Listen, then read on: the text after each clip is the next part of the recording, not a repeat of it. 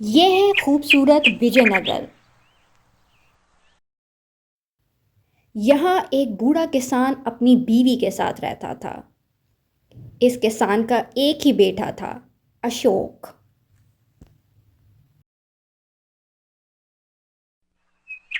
अशोक बहुत मेहनती और ईमानदार था। वो दिन रात अपने बाप के खेतों पे मेहनत करता। अशोक अपने माँ बाप का बहुत ही फर्माबरदार बेटा था। अशोक की एक बीवी भी थी, लक्ष्मी, जो कि बहुत ही चालाक और खुदगर्ज थी। उसे अशोक के माँ बाप बिल्कुल पसंद नहीं थे। अशोक दिन रात मेहनत करके पैसे कमाता, कुछ पैसे अपने पास रखता और बाकी सारे पैसे अपने बाप को जाके दे देता। अशोक अपने माँ बाप की बहुत खिदमत करता था। माँ बाप का कहा उसके लिए पत्थर पर लकीर होता था। कुछ दिन गुजरने के बाद अशोक का बाप बहुत बीमार हो गया था। उसकी माँ ने फौरन से अशोक को बुलाया। अशोक शहर से एक अच्छे डॉक्टर को ले आया। डॉक्टर ने आके अशोक के बाप का चेकअप किया। अशोक बोला, डॉक्टर साहब, मेरे पिताजी को क्या हुआ है? वो ठीक तो हो जाएंगे ना? डॉक्टर बोला, इनका दिल सही काम नहीं कर रहा है। मैं कुछ दवाइयां लिख देता हूं। आप शहर से ये दवाइयां ले आएं। अगर इससे भी फर्क नहीं पड़ा तो इनको शहर ले जाना पड़ेगा। अशोक फौरन अपने घर आया और अपनी बीवी से कहा कि मुझे वो पैसे दे दो जो मैंने तुम्हें जमा करने के लिए दिए थे। मुझे शहर जाके पिताजी की दवाइयाँ लानी हैं, वो बहुत बीमार हैं। अशोक की बीवी, जो कि बहुत ही लालची और खुदगर्ज थी, उसने फौरन कहा, पैसे तो खत्म हो गए हैं। अशोक हैरान होके बोला, क्या कहा? सारे पैसे खत्म हो गए? वो पैसे तो मैंने तुम्हें जमा करने के लिए दिए थे और तुमने सारे पैसे उड़ा दिए। अशोक को पता था कि पैसे उसकी बीवी ही के पास हैं, लेकिन उसकी बीवी वो पैसे उसको नहीं देना चाहती। अशोक घर से निकल के गांव के सेठ के पास पहुंचा। सेठ जी, मेरा बाप बहुत बीमार है। मुझे उसके इलाज के लिए कुछ पैसे चाहिए। अगर आप मेरी मदद कर देंगे तो मैं पूरी उम्र आपका शुक्रगुजार रहूंगा। सेठ ने ये बात सुन के फौरन मना कर दिया। उसने कहा, तुम्हारा दिमाग खराब हो गया है? ये पैसे क्या मैंने तुम गरीब फकीरों को देने के लिए कमाए हैं? मैं मेहनत अपने लिए करता हूं, ना कि तुम गरीब फकीरों को देने के लिए। दफा हो जाओ यहां से और आइंदा मुझे अपनी शक्ल भी मत दिखाना, तुम फकीर साले। ये सुन के अशोक बहुत उदास हो गया। उसको समझ नहीं आ रहा था कि अब वो क्या करे, कैसे अपने बाप का इलाज करे। वो ऐसे ही चलते चलते एक दरिया के पास आ पहुंचा। अशोक दरिया के पास पहुंच के सोचता रहा कि अब वो क्या करे, किस तरह से अपने बाप का इलाज करे। कोई हल नहीं मिल रहा था। उसकी बीवी, सेठ, सभी मुंह फेर गए थे। अशोक दिल ही दिल में सोच रहा था कि मैंने तो हमेशा सबकी मदद की है, ये मेरे साथ ही ऐसा क्यों हुआ। अशोक जब ये सब कुछ सोच ही रहा था तो उसे आसपास से रोने की आवाज़ आ रही थी। रोने की आवाज़ सुन के वो परेशान हो गया। वो ढूंढता ढूंढता दरिया के किनारे आ पहुंचा। दरिया के किनारे आके उसने देखा कि एक छोटी सी चिड़िया जख्मी पड़ी है और वो मदद के लिए पुकार रही है। मेरी मदद करे कोई, मेरी मदद करो, मैं बहुत तकलीफ में हूँ। अशोक ने फौरन चिड़िया को पानी पिलाया और उसे एक दरख्त पर बिठा दिया ताकि कोई जंगली जानवर उसे ना खा जाए। अशोक की ये अच्छाई देख के चिड़िया बहुत मुतासिर हुई। चिड़िया बोली, तुम तो बहुत अच्छे इंसान हो। तुमने मेरी मदद की, मेरी जान बचाई, उसके लिए बहुत शुक्रिया। अशोक ने जवाब दिया, कोई बात नहीं नन्ही चिड़िया, मैंने तुम्हारी मदद की, इसमें कोई बड़ा काम नहीं किया मैंने, ये तो मेरा फर्ज था। क्या हुआ अगर मेरी मुश्किल आसान नहीं हुई? मैंने तुम्हारी तो मुश्किल आसान कर दी ना। ये सुन के नन्ही चिड़िया ने पूछा, तुम्हें क्या मसला है, मुझे बताओ, हो सकता है मैं तुम्हारी कोई मदद कर सकूं। अशोक ने नन्ही चिड़िया को सारा मामला बताया। थोड़ी देर सोचने के बाद नन्ही चिड़िया बोली, तुम फिक्र मत करो, तुम्हारी मुश्किल का हल इस पहाड़ के पीछे है। जाओ, तुम इस पहाड़ के पीछे चले जाओ, तुम्हें अपने मसले का हल मिल जाएगा। उस वक्त अशोक को कुछ समझ नहीं आया, लेकिन वो चिड़िया के कहने पे चलते चलते पहाड़ के पीछे जा पहुंचा। पहाड़ के पीछे अशोक ने जो देखा उसे देख के वो हैरान ही रह गया। पहाड़ के पीछे बहते दरिया के पास सोना ही सोना था। इस जगह का आज तक गांव वालों में से किसी को भी नहीं पता था। अशोक इस सब को देख के बोला, वाह, ये तो जन्नत से कम नजारा नहीं है। इतना सारा सोना तो मैंने अपनी पूरी जिंदगी में नहीं देखा। अगर मैं इसमें से थोड़ा सा सोना ले जाऊं और अपने बाप का इलाज करा लूं तो इसमें क्या हर्ज है। अशोक सोना बेच के और दवाइयां लेके घर पहुंचा।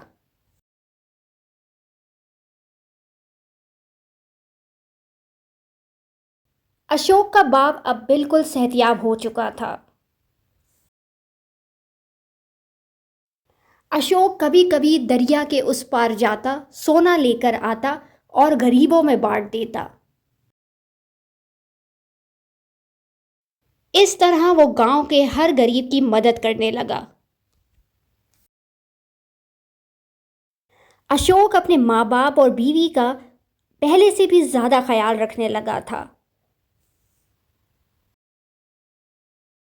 ये सब देख के अशोक की बीवी बहुत हैरान थी कि अशोक के पास इतना पैसा कहाँ से आ रहा है। अशोक सुबह सवेरे सबके उठने से पहले दरिया के पास सोना लेने चला जाता था। उसे बेचता, गरीबों में बांटता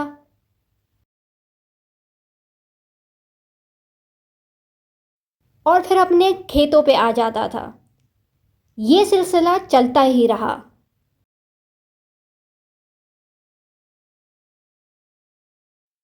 अशोक की बीवी ने जब उससे पूछा कि इतना पैसा तुम्हारे पास कहाँ से आ रहा है, तो अशोक ने कुछ नहीं बताया।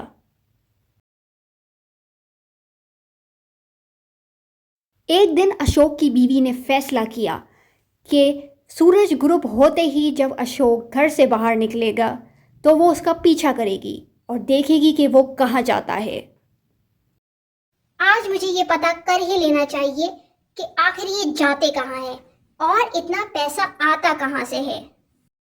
आज सारी हकीकत सामने आ जाएगी। जैसे ही सूरज गुरूब हुआ, अशोक अपने घर से निकल गया। पीछे पीछे उसकी बीवी भी निकल गई।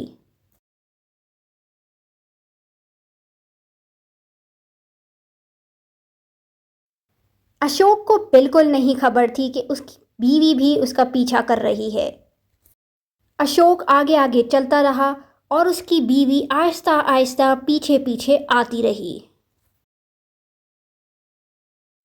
अशोक दरिया के किनारे सोना लेने आया था। ये सब देख के अशोक की बीवी तो हैरान ही रह गई। अशोक को अभी भी पता नहीं चला कि उसकी बीवी छुपके उसे देख रही है। अशोक की बीवी इतना सारा सोना देख के हैरान रह गई थी। वो दिल ही दिल में सोच रही थी कि वो ये सारा सोना ले ले। अशोक के जाने से पहले ही अशोक की बीवी फौरन से घर की तरफ दौड़ गई। जल्दी जल्दी घर की तरफ चली जाती हूँ। अगर अशोक ने देख लिया तो सब कुछ खत्म हो जाएगा। अशोक ने ये सब मुझसे छुपा के बिल्कुल अच्छा नहीं किया। अशोक की बीवी फौरन से घर चली जाती है।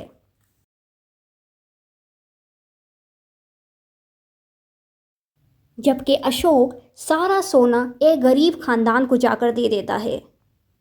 वो गरीब औरत बोली, आपका बहुत बहुत शुक्रिया कि आपने मेरी मदद की। मैं आपका यह एहसान जिंदगी भर नहीं भूलूंगी। जैसे ही सुबह हुई, अशोक अपने खेतों पे चला गया। वहां उसकी बीवी सिर्फ सोने के बारे में सोच रही थी कि कैसे वो उस सोने को हासिल कर सकती है। अशोक की बीवी ने सोचा, रात को अशोक के सोने के बाद मैं दरिया के किनारे चली जाऊंगी और थोड़ा थोड़ा करके सोना वहां से ले आऊंगी। इस तरह ना कोई मुझे देखेगा और ना ही किसी को मुझ पे शक होगा। जैसे ही रात हुई, अशोक अपने घर आके खाना खा के सो गया।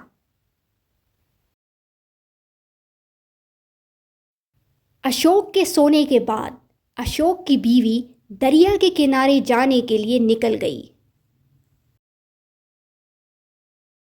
वो रात के अंधेरे में छुप छुप के दबे पांव चलती रही। अशोक की बीवी बहुत चालाक थी। उसने दरिया के किनारे जाने के लिए दूसरा रास्ता अपनाया ताकि उसे कोई देख ना ले। आखिरकार वो दरिया के किनारे आ गई।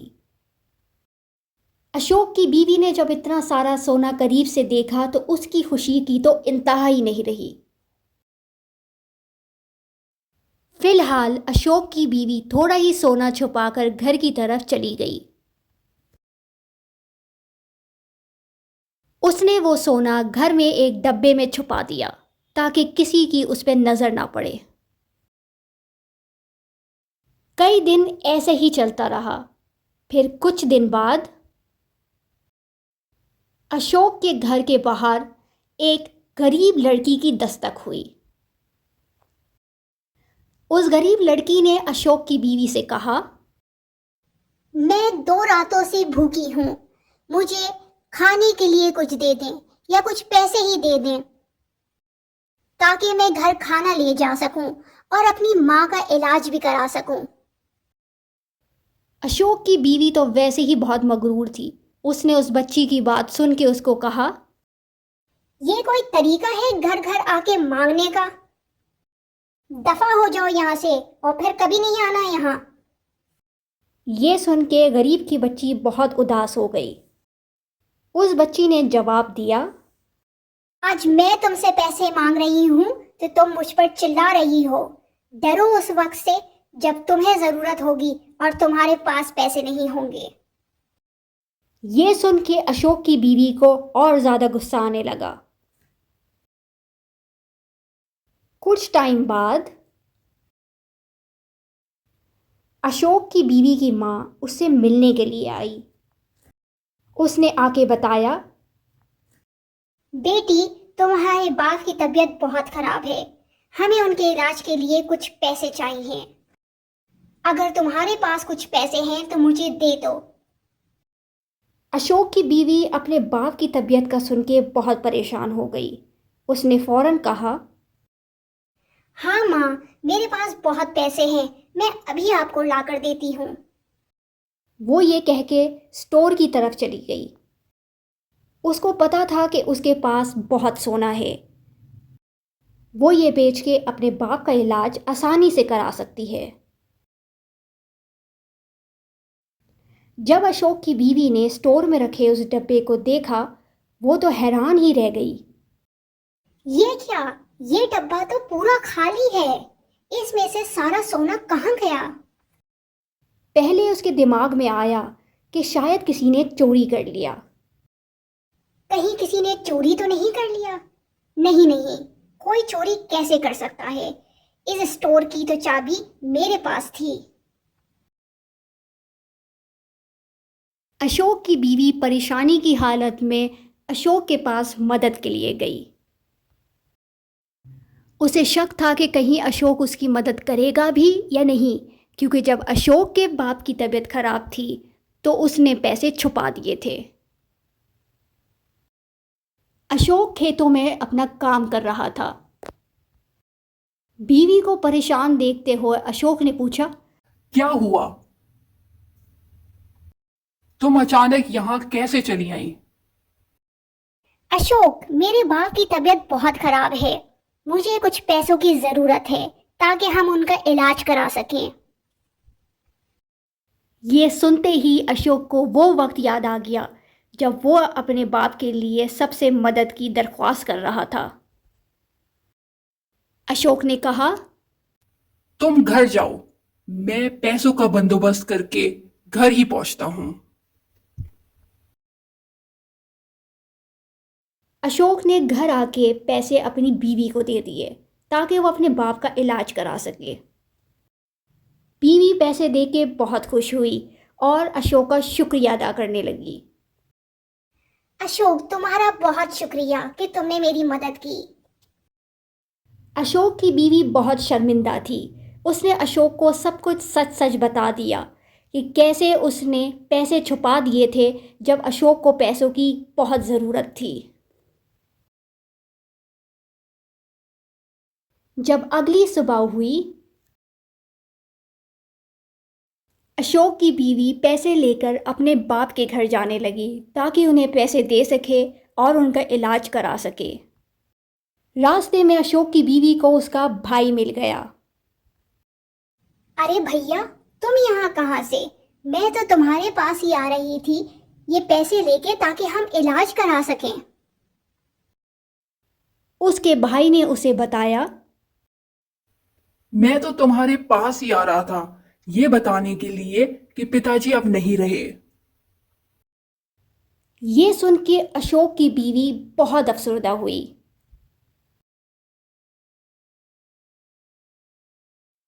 जब वो घर आई तो उसे वो सब कुछ याद आ रहा था जो वो पहले कर चुकी थी।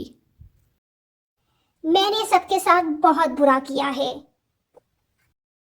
मुझे अपने ही किए की सजा मिल रही है।